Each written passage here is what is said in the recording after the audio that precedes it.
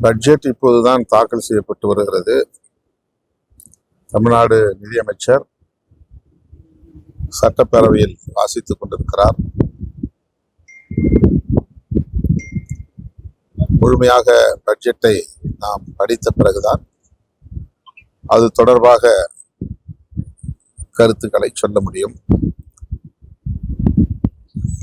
Budget தாக்கல் செய்த நிதியமைச்சர் ஜெபமாலையோடு வந்திருக்கிறார் என்பது அவருக்குள்ள நம்பிக்கை. இந்தியாவில், தமிழ்நாட்டில் ஒவ்வொருவருக்கும் ஒரு மதம் சார்ந்த நம்பிக்கை உண்டு, கடவுள் நம்பிக்கை உண்டு. அந்த நம்பிக்கையை நமது அரசமைப்பு சட்டமும் அனுமதிக்கிறது, அங்கீகரிக்கிறது.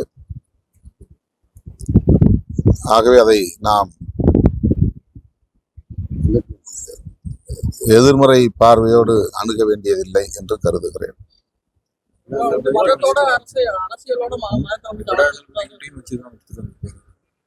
அந்த பட்ஜெட்டை வெங்கடாஜலபதிட்டையும்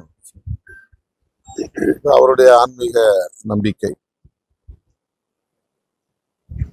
அரசோட மதத்தை அரசுல கலக்க கூடாது, அரசுங்கிறது மதசார்பற்றதான் அரசியல் சட்டம் அதான் சொல்லுது. பாஜகவும் பெரியார் கொள்கை தலைவராட்சி.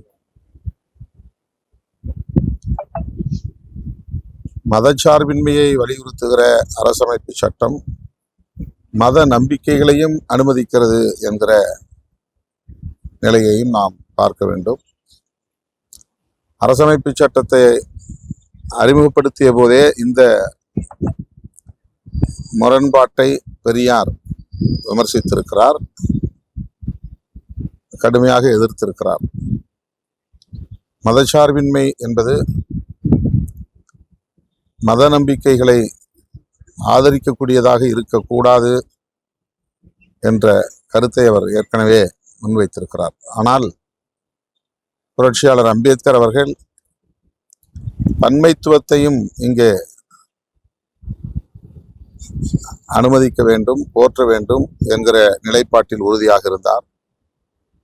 பல மொழி, பல மதம், பல கடவுள்கள், பல நம்பிக்கைகள் என்கிற அந்த பன்மைத்துவத்தை சீர்குலைத்து விடக்கூடாது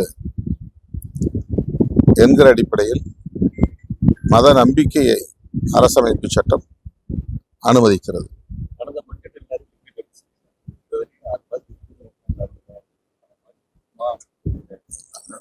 அப்படிதான் பற்றாக்குறை பட்ஜெட் தான் காலங்காலமாக நம்முடைய நிதிநிலை அறிக்கையில் பார்த்து வருகிறோம். எப்போதும் அப்படித்தான் இருக்கும் என்று நான் நினைக்கிறேன். பொறுத்திருந்து பார்ப்போம். இன்னும் முழுமையாக வாசிக்கவில்லை.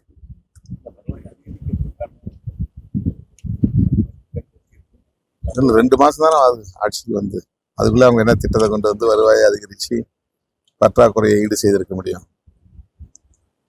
நேற்று எதிர்கட்சி தலைவர் உதயநிதி ஸ்டாலின் பேச்சுக்கு வருத்தம் தெரிவிக்கணும்.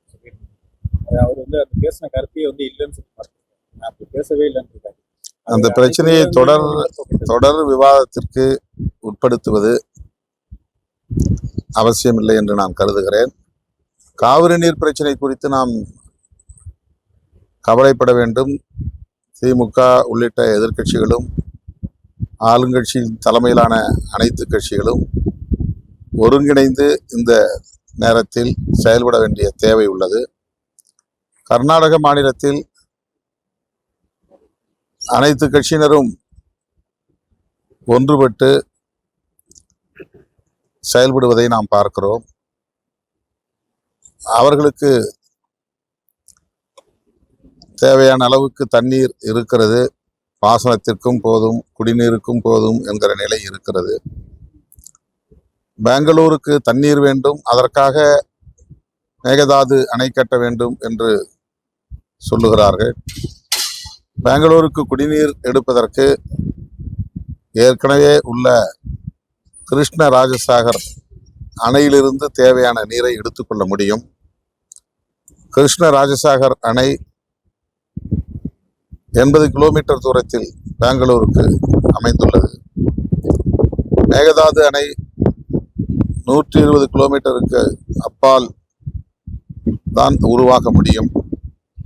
ஆகவே புதிதாக ஒரு அணையை கட்டி பல ஆயிரம் கோடிகளை செலவு செய்து ஆயிரக்கணக்கான ஏக்கர் காடுகளை அழித்து அதை கட்ட வேண்டும் என்று முயற்சிக்கிற கர்நாடக மாநில அரசியல்வாதிகளின் அரசியலை அம்பலப்படுத்த வேண்டிய தேவை இருக்கிறது.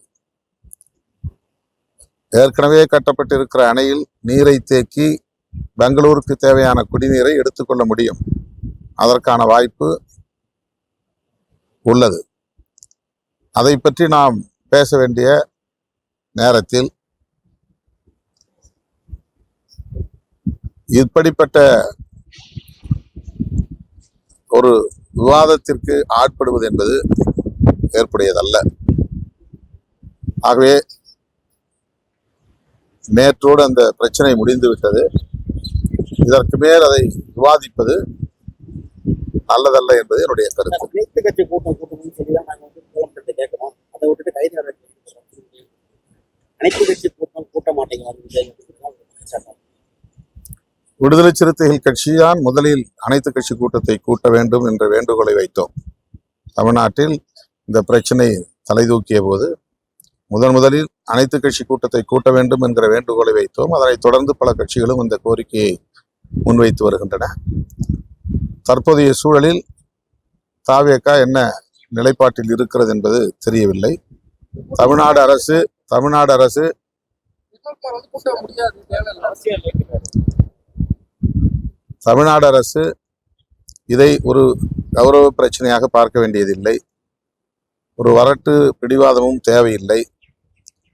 எதிர்க்கட்சிகளுடைய உணர்வுகளை மதித்து கலந்தாய்வு செய்வது மிக மிக அவசியமானது. இதில் யாருக்கு வெற்றி, ஆளும் கட்சிக்கா எதிர்கட்சிக்கா என்பதல்ல. இந்த பிரச்சனையை பொறுத்தவரையில் தமிழர்களின் பிரச்சனைகள் முன்னிறுத்தப்பட வேண்டும். குறிப்பாக நாளுக்கு நாள் சாகுபடி செய்யும் பரப்பளவு குறைந்து வருகிறது. விவசாயம் பாழாகி வருகிறது.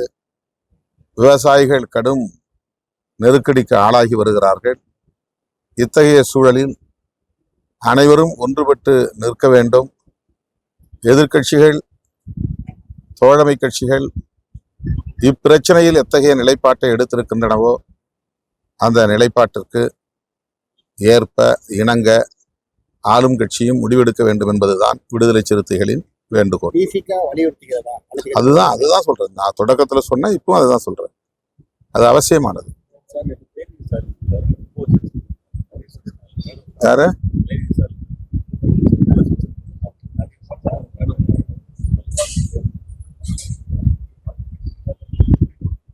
அந்த பிரச்சனை திரும்ப திரும்ப பேச வேண்டிய அவசியம் இல்லைன்னு நினைக்கிறேன். அவங்க அதை சட்டப்படி எதிர்கொண்டுருவாங்க, அதை குவாஷ் பண்ணிடுவாங்க. இப்போ அவர் இல்லைன்னு மறுத்து இருக்கிறாரு. எல்லா ஊடகங்களிலும் அவர் அவ்வாறு பேசியதாகத்தான் வெளியாகி வந்திருக்கிறது. அதன் அடிப்படையில் தான் என்னுடைய கருத்தையும் நான் சொல்லியிருக்கிறேன். அவ்வாறு பேசியிருந்தால் அவர் அதற்கு வருந்துவார் என்ற நம்பிக்கையும் நான் வெளிப்படுத்தியிருக்கிறேன்.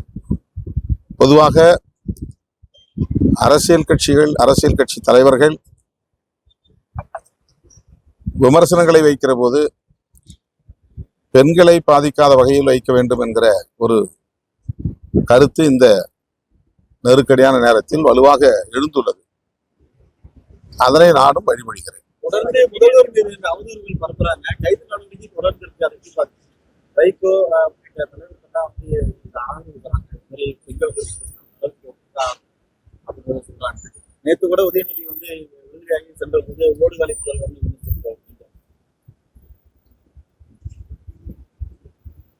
அதாவது இந்த பிரச்சனையை பொறுத்தவரையில் திமுக தாவேகாவுக்கு இடையிலான பிரச்சனை என்பதை விட, உதயநிதி விஜய் இருவருக்கும் இடையிலான பிரச்சனை என்பதை விட, பெண் குறித்து பேசிய பேச்சு என்பதுதான் இதில் குறிப்பிட வேண்டிய ஒன்று.